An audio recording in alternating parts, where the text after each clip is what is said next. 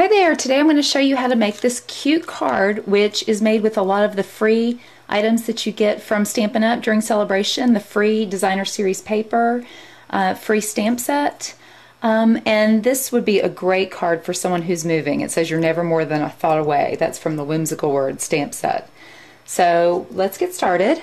We're going to start with our Big Shot, and we're using the Movers and Shapers die, which looks like this. It has a magnetic piece that you can take off and put wherever you want on the card. So we're just going to have it centered sort of down at the bottom of the card, and if you can see, it has a line. It actually cuts your card out for you and scores it. So it's pretty neat. So I'm taking a piece of, I cut up a piece of 12 by 12 textured cardstock in So Saffron, and this it's just slightly bigger. It's 12 by 4.5. And you make a sandwich. You do cutting plate, die cut, paper, and then another cutting plate. And then you just kind of push it to get it started, and then turn your handle to make it go through. You can hear it crackling. That's fine. It's supposed to do that. It scared me the first time I heard it, though.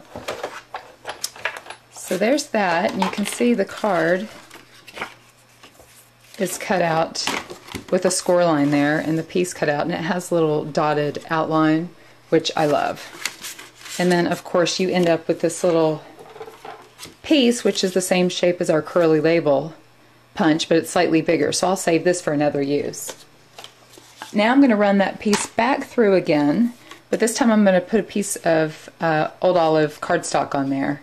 And actually, I don't need a piece that big, so I'm just going to place that on the die so I can get that as a mat for my white piece. And I'm going to run it through. So you can see, I got that little mat. Now I'm going to take a piece of Whisper White cardstock, and I'm going to take my stamp from the Whimsical Words, the clear mount stamps. They come in a little CD case like this, and you just mount them on a clear acrylic block. Just stick it right on there. And if it doesn't stick, just rub it on your pants and then it'll stick. So I'm going to take a Melon Mambo marker, which is in the DSP pack that we're using from the Celebration set. That's called Welcome Neighbor, is the free pack of 6x6 designer paper that you get with every $50 purchase. You get a free item.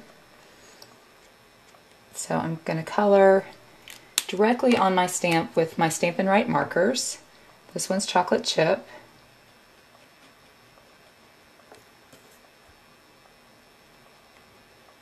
And then you huff on it when you color on your markers.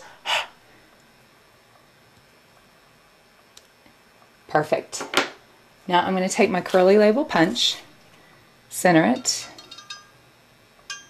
and punch. Now with that green curly label that I cut out, I'm going to mount this on there. And as you can see, it's just slightly bigger. Love that. And now I'll take my card that I cut out earlier, and I like my fold to be really crisp, so I use my bone folder. And I'm going to take some dimensionals and put them on the back of the piece I just stamped.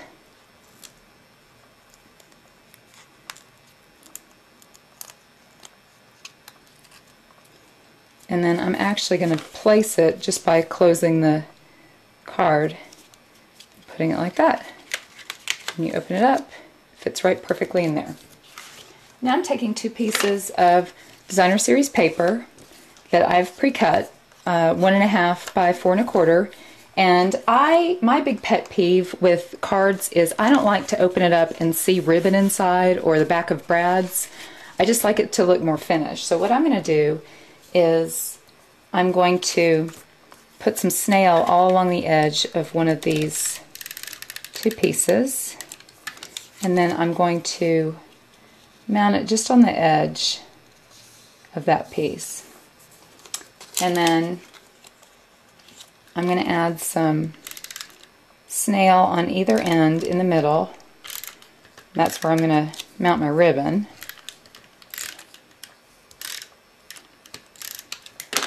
And then I have 2 pieces of So Saffron. You could just have one big piece to tie all the way around, but this kind of saves your ribbon a little bit. And so I'm just going to mount those on the back.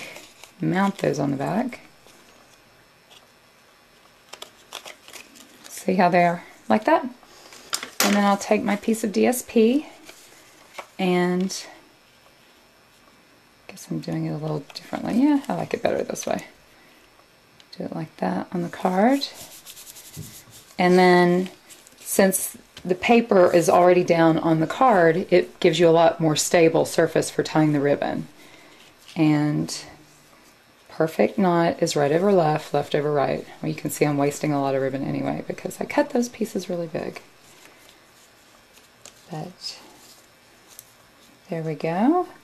And with the polka dotted ribbon, you have to twist it to get all the polka dots to show on one side. And that's fine. You can always just sit there and, you know, mess around with it until you get it just how you want it.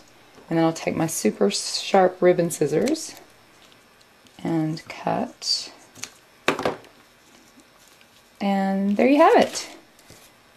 This is another version of the card that I showed on my blog yesterday. Thanks for watching. Bye.